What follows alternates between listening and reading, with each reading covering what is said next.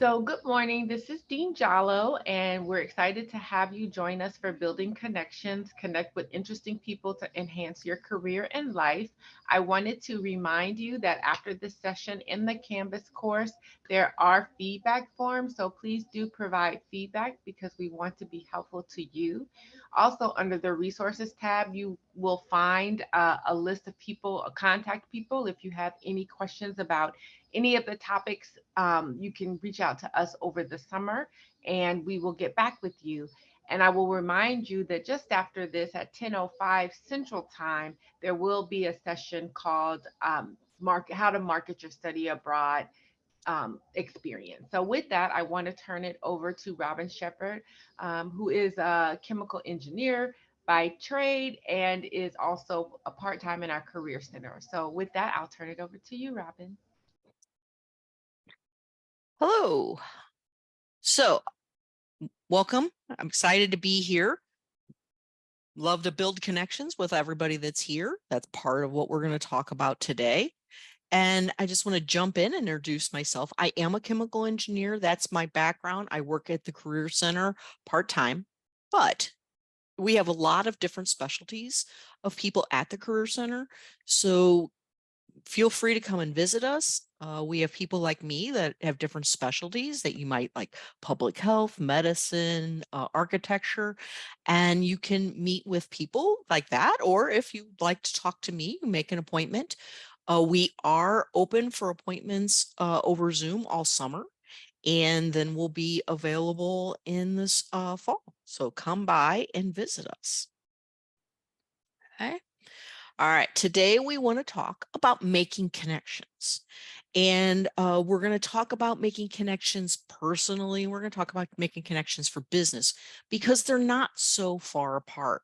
So I went ahead and I just kind of Googled, like, why are connections important? And guess what? Connections are important for just like health reasons, like they strengthen your immune system. They help you recover from disease faster. They can even lengthen your life. I was like, well, that's cool, right? That makes sense. I would like that. But you're probably like, yeah, but this is about my career, Robin. What are we going to talk about for my career? So, why are connections important for your career? Okay. One of the things you can do when you're looking for a job is it can be hard, it can be draining. Just it can drain a lot of energy. There's a lot of time involved. And what is really good is to have somebody who can help you, support you. And that's one of the things we do at the Career Center, but it's also one of those things that other people and part of your network, your connections, help you do. The other thing is, as you connect with people that are in industries that are interesting to you, you can find out what's important in that industry. And this can tell you then, hey, I think I've got the skills that will make me a success in that field. Or it'll say, wow, I'm missing a key skill that I need. And then you can fulfill that. You can find some sort of training or reading that can get you up in those skills. Okay. Here is a secret that a lot of people don't know. Most jobs are not advertised. And now you might say, okay, I understand there's like, not every job gets advertised, but I mean majority, like they estimate 4 out of 5 jobs are never advertised. So if you're waiting for jobs to be posted, you're going to every job posting board, you're missing 80% of the jobs. That's a lot of jobs that you're just never going to see. So how do you find those jobs? Well, we find those jobs through word of mouth, through talking to people and meeting people.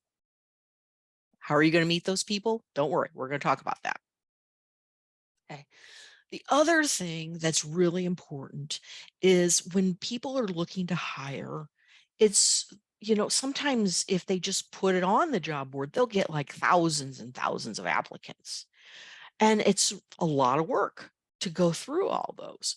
Where if they have like 5 of them that are handed to them or recommended by people they know, they're going to start with those.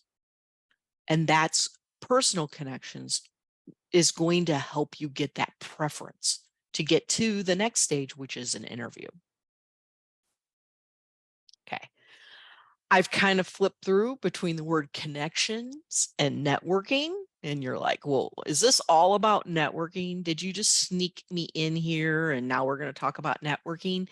And sure, in a way, but I don't want to scare you with the word networking, because the reason why you're scared when you hear the word networking is because people have used some weird definitions for networking, my opinion. Okay. One of the things is networking is just asking everybody you know for a job, right? And you're like, first of all, that makes me feel uncomfortable. Or maybe you're like, I don't even know anyone, right? Some people use that as a definition. Some people is like, well, what you need to do is you need to talk to people because that's how you get ahead. And that also can make people feel very transactional, and that makes them uncomfortable. Other people, they're like, networking is just getting as many contacts as possible. What you want to do is have the largest number of people that you know. And these definitions can make people feel uncomfortable. And I'm not saying that all of these are wrong in every method, but this is making connections is more than this, right? Making connections is something that can help you, like I said, live longer and be healthier. Making connections can be very important to you personally as well as professionally. All right, so take a deep breath. We're not talking about networking, talking about connecting. What do we want to do? Well, before you do anything like this, a good way to do this is to kind of do a few steps. Self-reflection. What is it that I want to connect to somebody for? What are the things that I'm interested in? Do I know what I want to know? Am I just completely overwhelmed by all of my choices and I just want to find out information? Do I have a very targeted list and I want to know how to get into this company? Like, those are very different questions, and both of them are fine. So you need to do some self-reflection on that. What are your values? So what I mean by this is, what are the things that are important to you? Is the environment important to you? Is making a difference important to you? Is making the most money you can important to you? No shame in that, right? So this is important for you to kind of think through that. And then what do you want from this relationship? You can have different reasons for contacting people. Like I said, maybe you're just trying to find out what's going on in that industry. We get students come into the Career Center all the time and they're like, which major is the best to get into this company or to get into this job? Or, what is the best internship to it? And we're like, if it starts getting very specialized and you really have a specific company you want to get into, let's find somebody at that company to talk to, right? And then that can be of your specific question. So there's different levels of things that you want to know. And knowing what that is makes it a lot easier for you to find the correct person and to make that initial contact. How do we find those people? How do we find out what we want to do? There is some research. There's some tasks that are put onto you to kind of do some of this self-reflection and research. And once again, I'm going to cover a lot of topics here. If you ever want to go into more detail on any of these, this is a really good time to maybe make an appointment with a counselor at the Career Center. And, we have time for one-on-one where we can do some of this self-reflection. We can help you with some of these questions, like trying to figure out where you're at and the details. You don't have to know this to walk into the Career Center. Like, that's what we're for. I love to have students follow their curiosity. When you're talking to somebody and you're really curious, like genuinely curious about what they do and what they can tell you, that will be reflected in your questions. It will be reflected in your body language, and the person will feel it. And people love to be approached with curiosity. So, embrace your curiosity and follow it. Consider what your goals are. Once again, are your goals information, job recommendation? What are your goals? And then afterwards, after you meet people, kind of reflect. That didn't go well. Or, wow, that person was really interesting. How do I find more people like that? What are your reflections?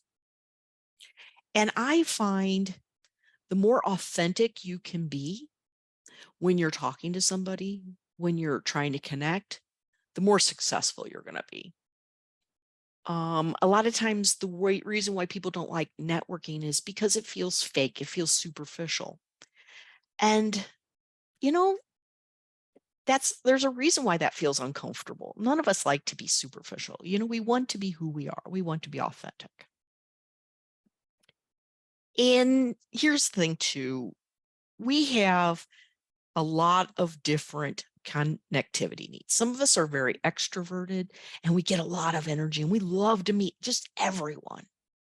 And some people are more introverted. This is perfectly fine. And you should embrace that part of you. Now, don't use your introversion as an excuse to not make connections, of course, because, that's not healthy. But you might make different types of connections. You might go about making these connections a little differently if you are introverted. And the same thing is as you contact with people, recognize that the people that you're connecting with, they also have different needs. Some of the people you talk to were going to be very gregarious and love to talk to you. And some of the people are going to be very selective. They would love to talk to you, but they're not going to necessarily be your best friend afterwards. And that's fine. You've got lots of friends. In fact, when you look at your connections, I love this. This is you. Here you are. And if you're thinking about like, who do I know? I don't know anyone. Well, of course you do. You have your family or your friends. You have your people that you work with, people that you've worked with. You have your classmates. Like you have connections, but that isn't necessarily who you're going to find the job through. Believe it or not, at least not directly. What is very valuable when we're making connections are called weak connections. So this really bold line, those are your strong connections. And all of these dash lines, these are your weak connections. Okay. And from your strong connections, we can also take advantage of their weak connections. And you may think, well, that sounds strange, but honestly, this is kind of how things work. We just don't usually put it in a plot. So when we look at connections that get people a job, when we do the data on it, okay, so this isn't just anecdotal, this is actual data. And we're like, what sorts of connections helped you get the job? And we find out that it's not the primary contact that gets you your job. Quite frankly, it's not even your secondary, it's your tertiary connections. And you're like, well, that's crazy. How could that be? But think about it. Okay. It's your uncle's coworker wife, right? You're talking to your uncle on Thanksgiving. You're like, yeah, I really love this environmental, work. I'm want to go into that. And then your uncle goes to work and he's like, yeah, I was talking to my nephew's doing this really interesting work in the environment, and all of a sudden his coworker goes, really? Well, my wife worked. I mean, it sounds crazy, but like I said, we have data. We have data that shows like this works over and over. Okay, so it's really important to be able to just put things out there that you're interested in. And as you're talking to these people just casually, just mention some things. As you've done some of that self-reflection, put some of that out into the universe, say, but a little bit more specifically to people, and say, people are like, hey, how are you doing? And you're like, oh, I'm doing great. And they're like, well, how's school? And you're like, oh, really have taken these courses in the environment, and I just am hoping to find an internship that I can really kind of explore that. Or maybe you're not looking for that. Maybe you're like, well, not sure what I want to do, but I'm really, really I don't know. I feel drawn to the environment, and I really, but I don't even know what to do. And sometimes people, they have some thoughts on that and they can help you. Okay. The other thing you might think about when you're looking for connections is not every connection that you have is going to fulfill the same role. All right. So when you think about your connections, you're going to have different people that in your life that are going to do different things for you. Like, you might have some people down here, your pit crew here, and they're going to be people that are going to, pump you up, support you, tell you you're doing great. Very important to have those people. Now you got professors. Those professors are pushing you, right? They're going to go more towards the push, and they're going to be like, you need to learn more. This is what you need to learn, right? And then you have other people that are really going to stretch you. I like this. You have your butt kickers and your promoters, like, get out there. You can do this, right? And it's important for us when we're looking for people to look for all kinds of, people that can do these things for us. Okay, so where are all these people I keep talking about? How do I even find them? I want to go through a couple different ways where you can find these people, and I'm going to walk you through a little bit of this. Once again, you have questions and you want to go in deeper in any of these sections, just let me know personally, or, talk to the Career Center. Okay, so first place I generally send people to look for connections is you are a Washington University student. That makes you connected to every other Washington University student that has been to the university since the beginning of time. All right, that is a large chunk of people that you are connected to. How do we find those? The first place I always send people to look is the WashU Connects, CNX. It's right here. Okay. And I'm going to click here. This is what it looks like. And you can set yourself up an account. And what I like about Connects is it's only been around about 5 or 6 years. So the people that are on here tend to be more active. Okay. On the downside, there's fewer people. There's, 4,700 here to pick from. Now, how do I find those 4,700? This is where you want to do your self-reflection, right? Maybe you just want to see everybody who has your major. Maybe you want to see people that are in a specific company. You can look at a specific company. Maybe you're very much interested in moving back home to Atlanta, New York City, and you want to do location. Okay. Those are all the search engines that you can do, as well as, industry, depending on how, and there's just a general keyword search here. So if you would do like computer science,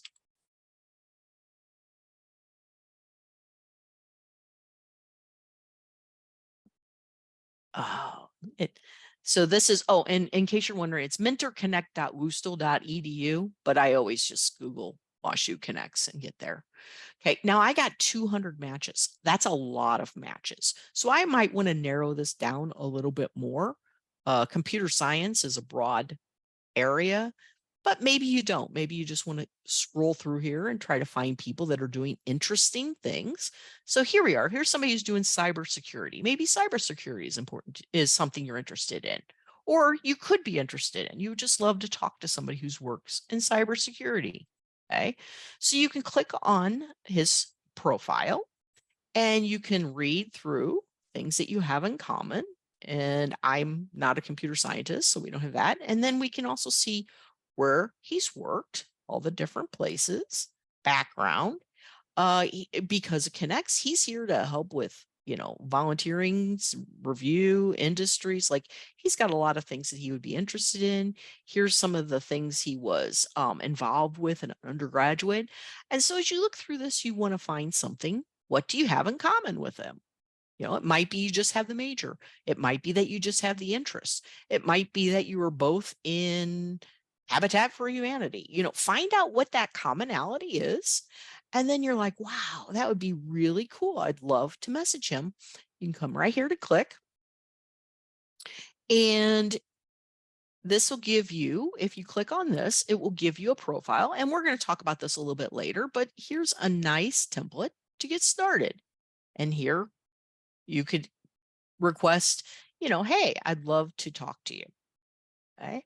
And that is, in a nutshell, one of the ways that we would use the connects. Okay. The next one is LinkedIn. Now, LinkedIn encompasses even more people, right? Downside of LinkedIn is sometimes people make a LinkedIn profile and then they never check it again. So, there is that, but LinkedIn is a valuable, really valuable. So I can talk about LinkedIn for a long time. So I'm just going to show you a couple broad steps. So this is, of course, my profile. And one of the things you can do, and once again, I'm just going to give you a teaser on this because I actually do like a whole session on how to do your LinkedIn profile, and we can't do that right now. But this is the Washington University main page. And if you go here, down here, you can go to alumni. And you can see here, now you have access to 107,000 alumni. Now that's a lot. How are we going to break this out? Well, you can go by where they work, where they live, what they do, what they're skilled at. I always start with, what they studied, find the people who have the common major. But, maybe you want all the computer scientists that are in Los Angeles.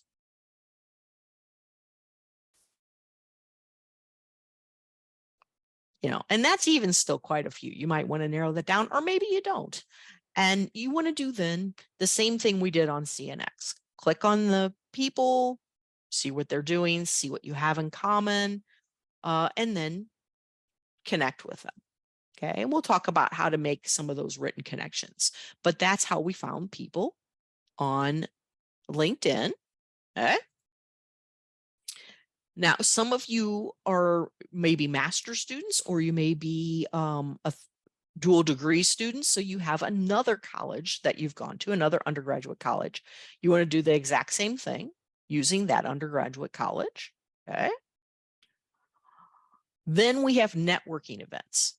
And there's a lot of different ways to find networking events, both through Washington University and through different sort of professional societies.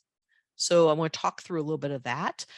Professional societies are, so you probably, well, you're not probably, but you may be involved in one as a student. So I'm a chemical engineer. So our professional society is AICHE, American Institute of Chemical Engineers.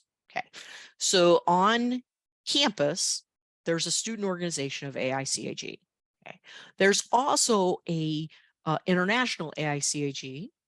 Okay. There's also a St. Louis AICHE. So within my professional organization, there's a lot of opportunities for me to link with people. Okay. Now, I am a chemical engineer. I also work in materials science. I also work as a safety engineer. There's other professional societies that are for those subspecialties that I can look at. If you do environmental engineering in professional society, you're going to get a whole bunch of them. So you kind of have to look around and find the one that is the most appropriate and the most helpful for you. Don't be so caught up into, I'm a chemical engineer, I have to meet with chemical engineers, right? Or whatever your major is. Look for other groups with common interests. Maybe it's, the Save the Whales. Maybe you just like to run or hike or play tennis. Look for the groups that have these common interests. And meet with those people. Don't always be so focused on, once again, it doesn't have to be people that can help you with your career, right? It can be people that you just want to meet, people that you have something in common with, people that you like to be around. Okay, those can be really helpful. And we can find those through a lot of different ways. One of them is like Meetup or Eventbrite. Those are ways. Usually Eventbrite, not usually, but a lot of times Eventbrite ones might be ones that cost a little bit. Meetup looked like they were a little bit more free, but I'll show you some of the examples there. So within just the St. Louis area, okay, I'm just thinking local. And so this is the St. Louis area. Let's say you don't want to work in St. Louis. You're like, I definitely want to move in Boston. Okay. You want to do this for the community that you're going for. Okay. And if you're not sure, this is a good way to get started. So for example, I told you AICAG has a St. Louis section. Within this section, people like meet in person. So these are places, they'll have networking events, they'll have educational events, and you can meet people, chemical engineers in the St. Louis area. Maybe, you have other things like tech or or entrepreneurship. The Venture Cafe, Tech St. Louis, each of these can lead you to even more connections down line. They have different networking events.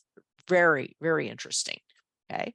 Let's say you don't want to divide by region, you want to divide more by specialty. Well, within, like, this is IEEE, so this is for electrical engineers. They have different ways that will break down young professionals. They'll break it down by robotics, interest. Okay. And same thing. So there's St. Louis section. So there's a lot of community partners and professional partners.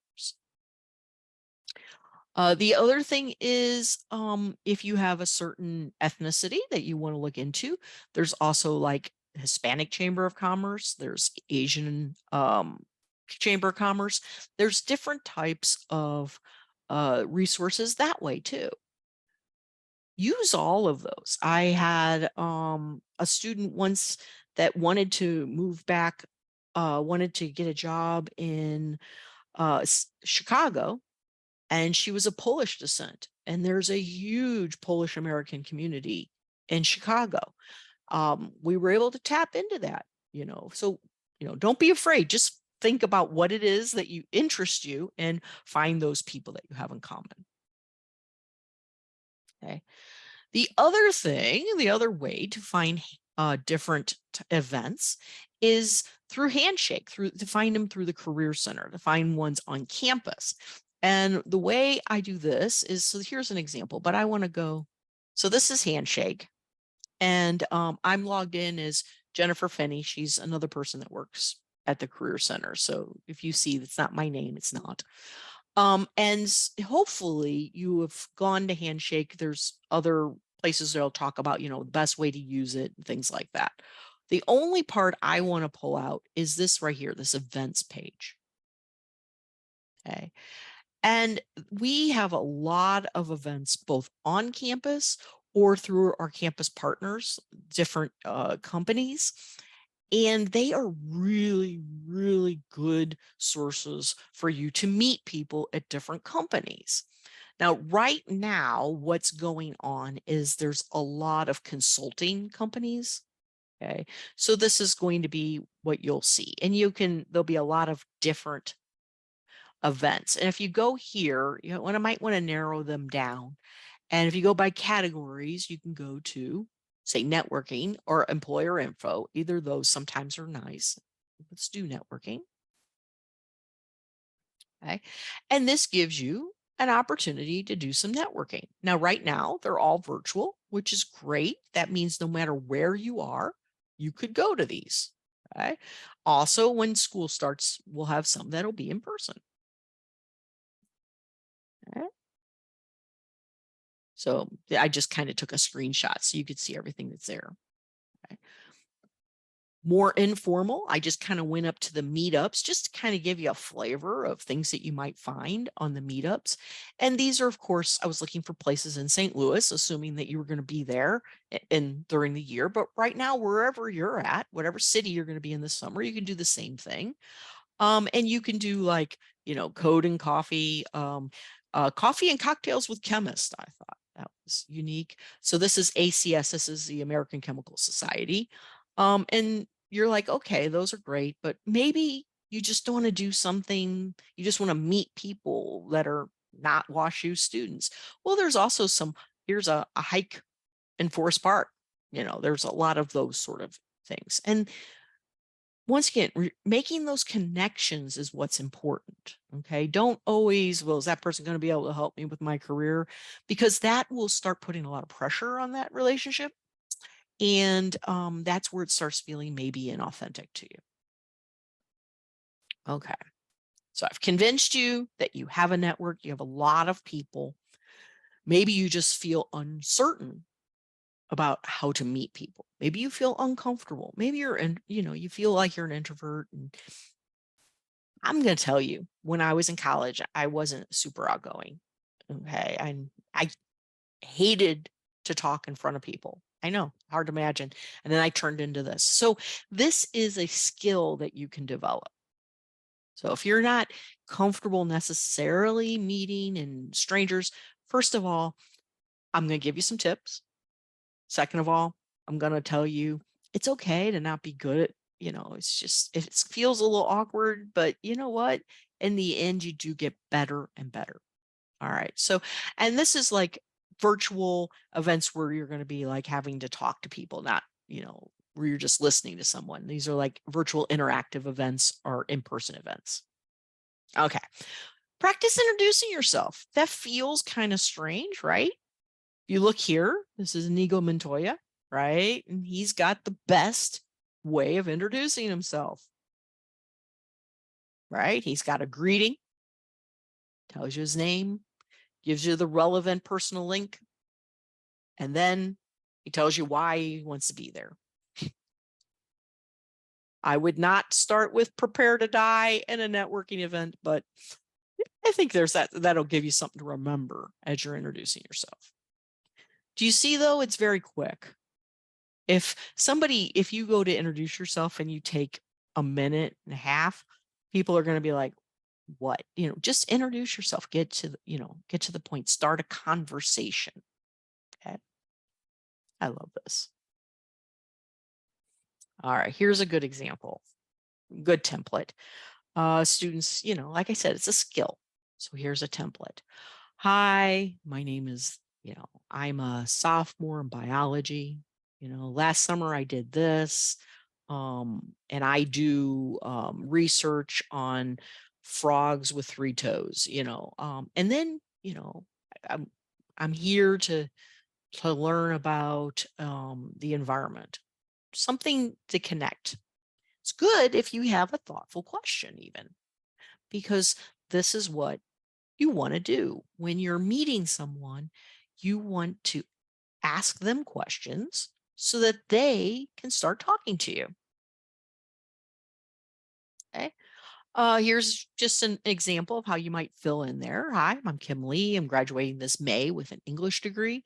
I'm interested in working in nonprofit development. Really excited to hear more about your organization. I spent last summer working at this nonprofit. Can you tell me how they would compare? See how it doesn't have to be rocket science, right? It's just genuine, something that's authentic, who you are, and why do you want to talk to them? Okay. Few mistakes. 1, speaking too fast. Oh boy, I know I talk very quickly. So I'm like that. But take breaths occasionally and don't sweat it, right? Using acronyms. If you're in a very technical field, make sure that the person you're talking to is in the same technical field, then go ahead, use those acronyms, have a ball, right? But if they're not exactly in the same field, sometimes you can lose people by jumping too far into acronyms. not being focused. Sometimes it's fine to, oh, I just came here for the free food. That's okay. But you're better if you're like, I came here because I wanted to meet people in these three industries. And you're gonna walk away feeling like you were successful. Being robotics. I told you to practice your introduction. I do want you to practice it, but I don't want you to like have it memorized and, and feel like it's not authentic. Okay. Not practicing. But here, I'd rather you make every single one of these mistakes, but I don't want you to do this one. Okay. I want you, if you're an event, I want you to say something. I want you to practice. I want you to make mistakes. I much prefer you to make mistakes than to hold back and not say anything. All right. So you're in this event. All these people are standing around, holding their little plastic glass of punch and maybe some cheese. And you're like, well, where do I even go? Okay. So how do we enter a conversation? So if you're on the outside and you're looking in and you see people, now if they look very intense, like if there's two people and they're like, maybe move on to another group, look for a group that's a little more open. Okay. See people standing, look for like a physical gap, look for like an opening like between people and kind of just, stand there making contact. In general, what people do is they physically adjust their body and then bam, you're in the circle. Believe it or not, that's kind of how that works. And that's the best way to get into a group. Okay. Now you want to listen for a little bit, right? Because you don't want to just, now you're in the group, hey, look at me, I got things to say, right? You want to contribute. You don't want to make it about you. A lot of times, depending on who's kind of, sometimes somebody will sort of take the host role on informally and say, oh, hi, uh, who are you with here today? Or, what brings you to this networking event? In which case, then, you want to be ready for that introduction. Okay. What are some conversation starters? Okay. You're like at a conference or you're even at one of these networking events. How do I open the conversation? Well, there's some really easy ways. Okay. Some of the questions, what do you do for work? And B, what brought you to this event? Just trying to find that common ground. What do you think about the event so far? My favorite is, if you've been to conferences, have you heard any interesting talks? You familiar with any of the speakers? Just, it doesn't have to be anything out of the box. Just a general interest can be enough to kind of just get a conversation started. People love to talk about themselves. No lie, they really do. How long have you been in this company? How long have you been in this field? What do you like or dislike about your job?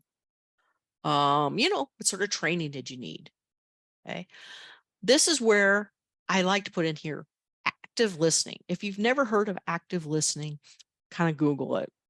It's just a way in that you are showing genuine, authentic interest in the person. So that if they're answering, oh, I've been with the company for 1 year. Before that, I've been in a lot of different companies, right? Then you say, oh, wow, how is it like to switch companies so quickly, right? Or I've been with this company for 30 years. And you're like, oh, for 30 years, you must, you know what I mean? You want to reflect and show that you've heard what they said and then build on that. And there's some other parts of active listening, but that's really important because that's how you show your genuine interest. Okay. If you don't know what else to talk about and you're just looking for like small talk topics, okay, and some people hate small talk, some people love small talk. They're kind of a necessary evil though sometimes because, we're just standing next to somebody in the buffet line and we just want to, have a genuine conversation. Some just topics to think about. Weather is always a good one, especially in the Midwest. It's huge, oh my gosh, do you think it's going to rain today? I mean, you can get people started with that. Food. meet somebody in a city, what have you found any good restaurants around this area? Where's the best place? Food. People love to talk about food. Well, okay, maybe I'm projecting. I love to talk about food. Sports. Once again, boy, if you don't know what else to do in St. Louis, you can ask how people feel about, the Cardinals. And people, even if they hate baseball, they will have an opinion about the Cardinals. They may hate them, right? But once again, that's fine. Now you've got a conversation going. And pets. People will love to talk about if they have pets, if they've had a pet, those sort of things. So those are just kind of keep in your back pocket. You're like, oh my gosh, what can I talk about? These are just some safe things to stay away from. Religion and politics, I would just stay away from those, at least to begin with. I'm not saying you can never talk about them, but I wouldn't lead with it. All right, so now you've gotten to this conversation. You've met these people. It's been great. How do I leave? Like, how do I get out of this situation? Sometimes that can feel awkward. Sometimes, you just end on a good note, say something positive, like, well, it was really good to meet you. This has really been great. Sometimes that's all it takes, quite frankly. Good moves to exit is, as other people kind of join in the group. Remember that group and how you just kind of joined? Like other people are going to do that too. So when somebody else joins, you can be like, oh, so, I'm going to let you two talk. If two people start intently talking, sometimes that's a good time to kind of be like, well, they're definitely not going to notice if I leave. But quite frankly, you can leave whenever. You don't have to have a reason to leave, you'd be like, oh, look, I need to go get another glass of water, something like that. Good exit phrases are, really enjoyed talking to you. And maybe, I hope we get to talk again. If you're on LinkedIn, it's like, are you on LinkedIn? Can we connect? Those are just some exit phrases, and just kind of practice those because they're not awkward. Honestly, as I say them, you're like, oh yeah, that sounds good. But the first time you say it may feel awkward. Yeah. Do you mind? And here we are. Do you mind if I contact you in the future? Maybe this person really is working at the company of your dreams. Or maybe you're like, I really would like to hear more about what they do. This is your time to make that ask and then exit. Okay. So those in person, or like I said, in a virtual situation where you're interacting. But now maybe you just, when we were looking through those contacts on CNX and on LinkedIn, how do we start this relationship online? Okay. How do we leverage your online presence? Once again, for connecting, just kind of some of this is what I had on there before, but it's just really important to just do that self-reflection, values, research, curiosity, be authentic. Okay. And knowing this will help you do the next step, which is writing this network email. Okay.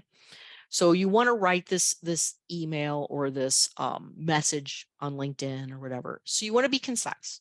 Okay. This is not paragraphs.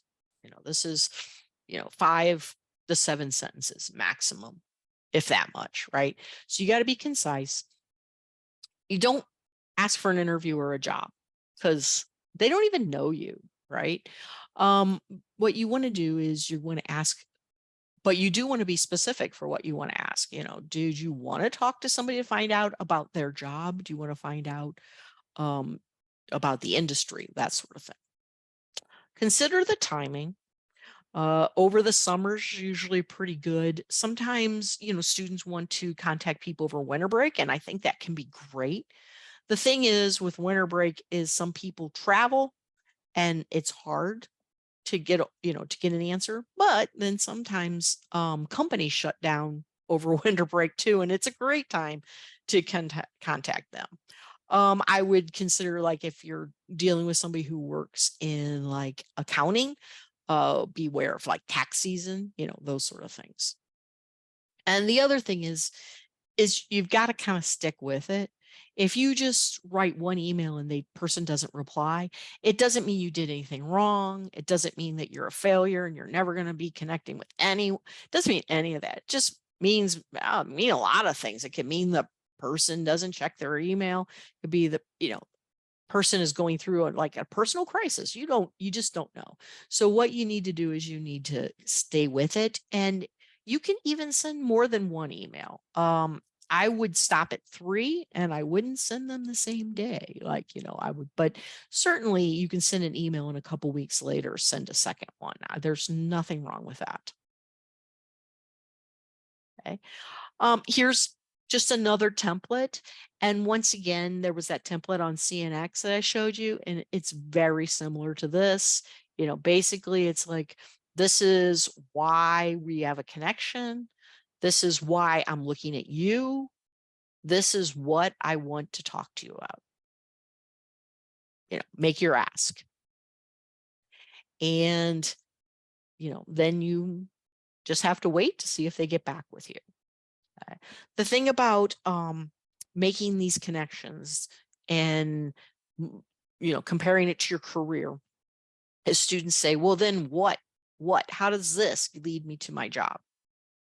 And I can't answer it specifically because I don't know how this will answer to your job. It could lead in a direct line where after you talk to this person, they're so excited after talking to you, they offer you a job. That does happen. I wouldn't count on it, right? However, you've talked to that person. Maybe you've just learned something that's so interesting that now you're looking at a completely different company. And that's how it led you to a job. Okay. It's not a straight line. Okay. And it's hard to predict where it's going to go. All right. All I can tell you is statistically, once again, using actual real data, okay, 80 to 90% of people get their jobs through connections, right? That's a huge number. I'm not saying don't go to the job boards and look for jobs. I'm just saying don't spend 100% of your time doing something that gets 10% of the results, right? Spend some of the time making these connections. Okay. Some of the other ways that we can find these connections online, and when we're ramping up our social media presence, is LinkedIn. Now, LinkedIn is super good for this. So I told you about all those professional organizations, through your major things like that. But LinkedIn also has groups that are like, they never meet. They're just LinkedIn groups. They're just groups of people that have things in common. They're, the alumni groups, things like that. So basically what you can do is you can go to LinkedIn and you can type in what you're interested in.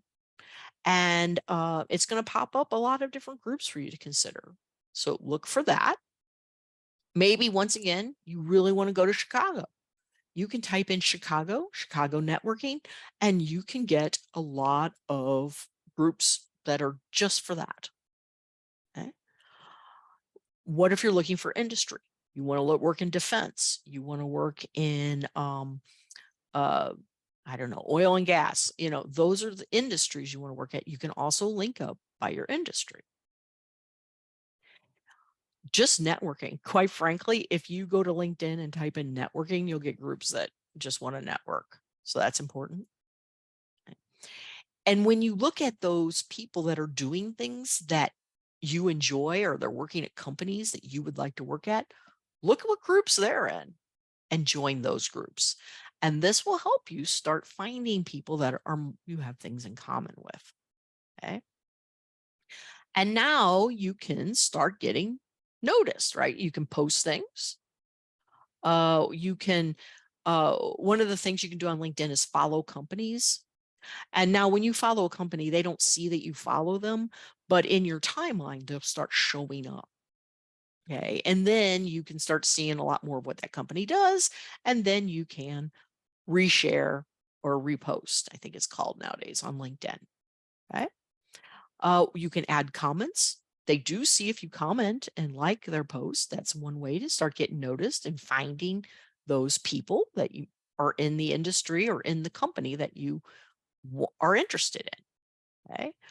There are hashtags, just like any other social media that uses hashtags. So if like you just want to follow and see when everything's posted on this particular subject, you can do that. Okay.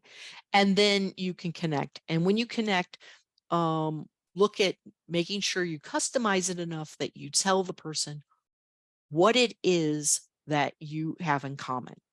Hey, we're both, comp sci majors from Washington University. Okay. As you meet people, like I said, that's a good exit. Hey, really nice to meet you. Are you on LinkedIn? Can we connect? Okay. And that way you can keep growing. Okay. Now, one of the last things I want to leave you with is you're like, well, the one thing that makes people feel uncomfortable is asking for help, right? I'm asking for help. I can't give anything. And the thing is, that's not true. You also are a person that can help somebody else. You will be able to help students that are behind you in classes. You'll be able to help your peers now, even, right? And eventually you'll come back and you'll talk to other students. Sometimes when students are very uncomfortable contacting alumni, I always ask them, I'm like, how will you feel in 5 years if a student, contacted you and wanted to talk about your job? And most people are like, oh, well, that'd be great. I wouldn't mind. Right. And so there's a lot of alumni. That's really, they would love to talk to you. So leave you with that. Please come to the Career Center if you've got any further questions. I've covered a lot of material and I know I blasted through some of it pretty quickly. So any thing you want to talk at with more, there's a lot of people there. Depending on what your background is, you're like, Robin, I'm not an engineer. I don't want to talk to engineers. That's fine. We got a lot of people, architecture, public health, business, that sort of thing.